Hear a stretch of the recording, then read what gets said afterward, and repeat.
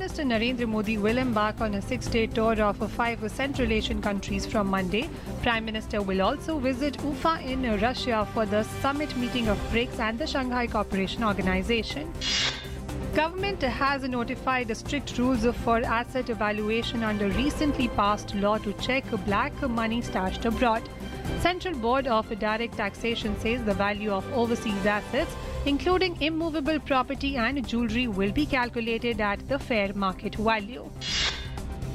Provisional data of a socio-economic and caste census 2011 for rural India released. Finance Minister Arun Jaitley says the data will be helpful in better targeting of government policies. All rural development programs henceforth to be based on this data. Textile Minister Santosh Gangwar on Friday laid the foundation stone for an apparel and garment making centre in Aizawl, the capital of Mizoram. With this, now all the 7 states of Northeast India have one such apparel and garment making centre. Civil Aviation Ministry has given a clean chit to Minister of State for Home Affairs Kiren Rijiju in the Air India flight delay issue, and the Prime Minister's office has been apprised about it.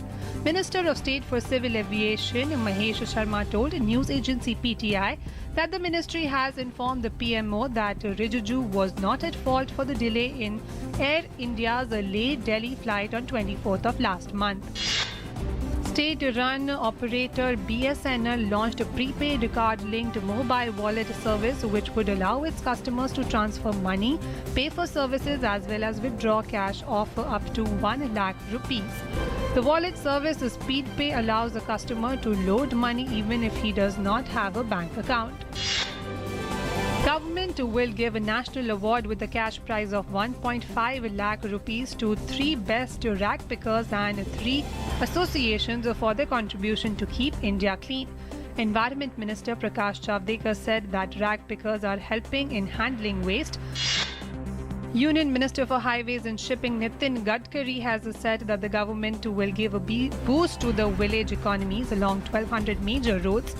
There will be incentives given to enterprises on PPP model, which set up plazas promoting tourism, culture and food of the local villages along these 1,200 major roads.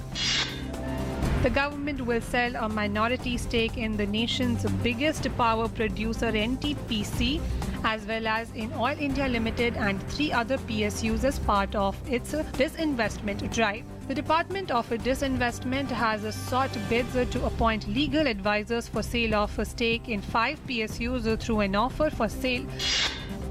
Maharashtra Association of Resident Doctors has called off their strike after a positive meeting with the State Education Minister Vinod Tavre. Doctors' demand will be addressed in a time-bound manner. The demand of security, that is of CCTVs, will be met in 5 months. Union Public Service Commission will announce the results of the Civil Services Examination 2014 today. 3,303 appeared for the personality test, which were held from 27th April to 30th June. A total of 1,364 posts are to be filled through the Civil Services Examination. Tens of thousands of Greeks have attended rival rallies in Athens ahead of a crucial referendum on Sunday. Prime Minister Alexis Tsipras was greeted with huge cheers when he told supporters to vote no to the terms of an international bailout. Tsipras put his own position on the line, saying he would respect the result of the vote but would not lead a government to administer austerity in perpetuity.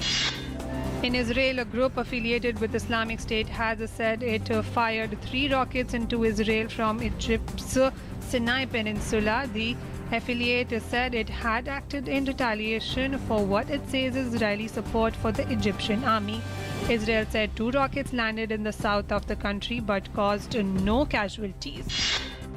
India suffered a 4-0 defeat as their defence succumbed under the pressure mounted by an aggressive Belgium side in the semi-finals of the Hockey World League semi-finals at Antwerp.